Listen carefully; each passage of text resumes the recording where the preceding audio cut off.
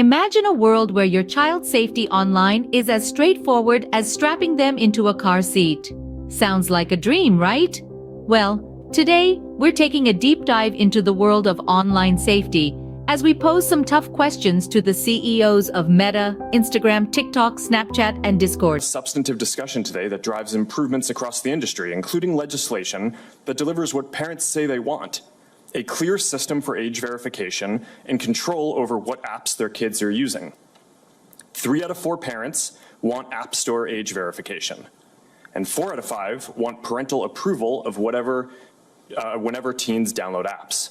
We support this.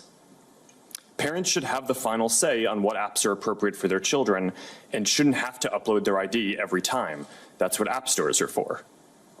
We also support setting industry standards on age-appropriate content and limiting signals for advertising to teens to age and location and not behavior. We want America to lead in this solution.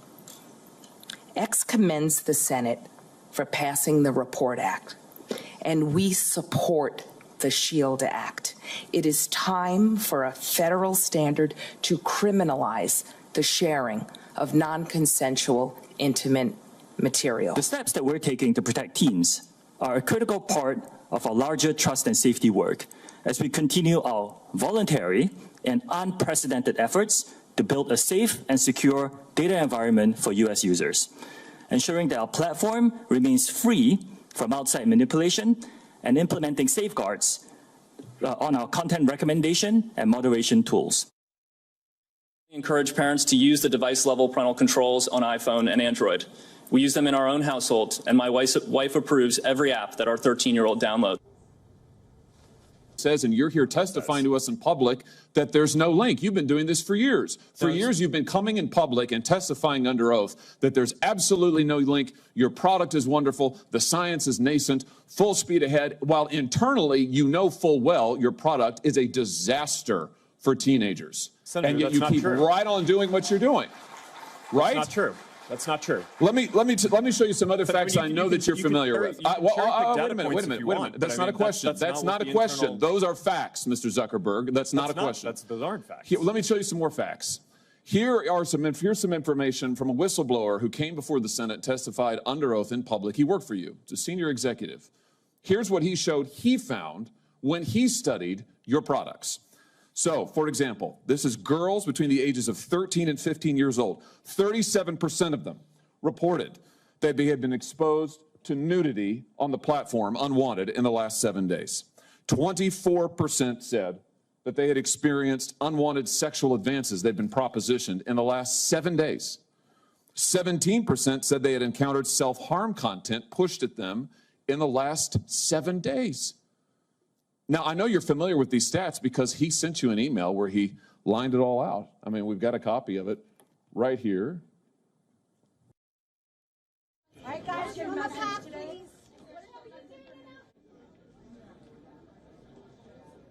Will you commit to compensating the victims? Will you set up a compensation fund Senator, with your money? I think these are with your money. Senator, these are complicated issues. No, that's not a complicated question, though. That's Senator, a yes or no. Will you set up a victims' compensation fund with your money, the money you made on these families sitting behind you? Yes or no? Senator, I don't think that's my job is to Sounds like a no. Good tools. My Sounds job like a is no. to make sure that your job is to be responsible for what your company has done. You've made billions of dollars on the people sitting behind them. Are you here? You've done nothing to help them. You've done nothing to compensate them. You've done nothing to put it right. You could do so here today, and you should. You should, Mr. Zuckerberg. Before my time expires, Mr. Chu, let me just ask you, your platform, why should your platform not be banned in the United States of America? You are owned by a Chinese communist company or a company based in China. The editor-in-chief of your parent company is a Communist Party secretary. Your company has been surveilling Americans for years. According to leaked audio from more than 80 internal TikTok meetings, China-based employees of your company have repeatedly accessed non-public data of United States citizens. Your company has tracked journalists improperly gaining access to their IP addresses, user data, in an attempt to identify whether they're writing negative stories about you. Why should your platform is basically an espionage arm for the Chinese Communist Party? Why should you not be banned in the United States of America? Senator, I disagree with your characterization. Many of what you have said, we have explained in a lot of detail. TikTok is used by 170 million Americans. I know, and every single one of those Americans are in danger from the fact that you track their keystrokes, you track their app usage, you track their location data, and we know that all of that information can be accessed by Chinese employees who are subject to the diktats of the Chinese Communist Party. Why should you not be banned in this country? Senator, that is not accurate. A lot of what you describe we collect, we don't. It is 100% accurate. Do you deny that repeatedly Americans' data has been accessed by ByteDance employees in China? We built a project that cost us billions of dollars to stop that, and we have made a lot of progress. And it hasn't been stopped. According to the Wall Street Journal report from just yesterday, even now, ByteDance workers, without going through official channels, have access to the private information of American citizens. I'm quoting from the article, private information of American citizens, including their birth date, their IP address, and more. That's now. Senator, as we know, the media doesn't always get it right. What we have. But the Chinese Communist Party does?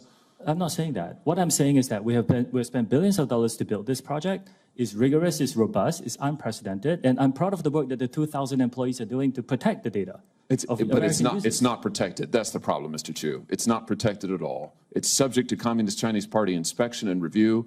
Your app, unlike anybody else sitting here, and heaven knows I've got problems with everybody here, but your app, unlike any of those, is subject to the control and inspection of a foreign hostile government that has actively trying to track the information of whereabouts of every American that they get their hands on. Your app ought to be banned in the United States of America for the security of this country. Thank you, Mr. Chairman. Senator Hirono. Thank you, Mr. Chairman. As we've heard, children face all sorts of dangers when they use social media, from mental health harms to sexual exploitation, even trafficking. Sex trafficking is a serious problem in my home state of Hawaii, especially for Native Hawaiian victims. That social media platforms are being used to facilitate this trafficking, as well as the creation and distribution of C-scam is deeply concerning, but it's happening. For example, several years ago, a military police officer stationed in Hawaii was sentenced to 15 years in prison for producing C-scam as part of his online exploitation of a minor female. He began communicating with this 12-year-old girl through Instagram. He then used Snapchat to send her sexually explicit photos and to solicit such photos from her. He later used these photos to blackmail her. And just last month, the FBI arrested a neo-Nazi cult leader in Hawaii who lured victims to his Discord server. He used that server to share images of extremely disturbing child sexual abuse material interspersed with neo-Nazi imagery. Members of his child exploitation and hate group are also present on Instagram, Snapchat, X, and TikTok, all of which they use to recruit potential members and victims. In many cases, including the ones I just mentioned, your companies played a role in helping law enforcement investigate these offenders. But by the time of the investigation, so much damage had already been done. This hearing is about how to keep children safe online, and we've listened to all of your testimony, to seemingly impressive safeguards for young users. You try to limit the time that they spend. You require parental consent. You have all of these tools, yet trafficking and exploitation of minors online and on your platforms continues to be rampant. Nearly all of your companies make your money through advertising, specifically by selling the attention of your users. Your product is your users. As a Meta product designer wrote in an email, quote, "Young ones are the best ones. You want to bring people to your service young and early," end quote. In other words, hook them early. Research published last month by Harvard School of Public Health estimates that Snap makes an astounding 41% of its revenues by addressing to users under 18. With TikTok, it's 35%. 7 of the 10 largest Discord servers, attracting many paying users, are for games used primarily by teens, by children. All this is to say that social media companies, yours and others, make money by attracting kids to your platforms. But ensuring safety doesn't make money, it costs money. If you are going to continue to attract kids to your platforms, you have an obligation to ensure they are safe on the platforms, because the current situation is untenable. That is why we're having this hearing. But to ensure safety for our children, that costs money. Next up, we have the CEO of Meta. So tell us, how are you ensuring that children on your platform are secure? Well, we believe in empowering parents with the right tools. We're working on a clear system for age verification and control over what apps kids are using. 3 out of 4 parents desire App Store age verification, and we support this. Parents should have the final say on what apps are appropriate for their children. Interesting. Now, moving on to the CEO of Instagram, what's your strategy for keeping kids safe? We're committed to setting industry standards on age-appropriate content. We're limiting signals for advertising to teens to age and location and not behavior. We want America to lead in this solution. That's a commendable approach. Now, let's hear from the CEO of TikTok. What are you doing to protect children on your platform? We're taking steps to protect teens as part of our larger trust and safety work. We're building a safe and secure data environment for our users, free from outside manipulation. We're also implementing safeguards on our content recommendation and moderation tools. Intriguing. Now, over to the CEO of Snapchat. How are you contributing to online child safety? We applaud the Senate for passing the Report Act, and we support the SHIELD Act. It's time for a federal standard to criminalize the sharing of non-consensual intimate material. Very well. Lastly, we have the CEO of Discord. What's your take on this issue? We encourage parents to use the device-level parental controls on iPhone and Android. In our own household, my wife approves every app that our 13-year-old uses. That's insightful. It's clear that these tech giants are taking strides towards a safer online environment for children. However, it's a shared responsibility. As parents, educators, and concerned citizens, we must stay informed and vigilant about online child safety. Remember, the safety of our children online rests in our hands. Stay safe, stay informed, and let's make the digital world a safer place for our young ones.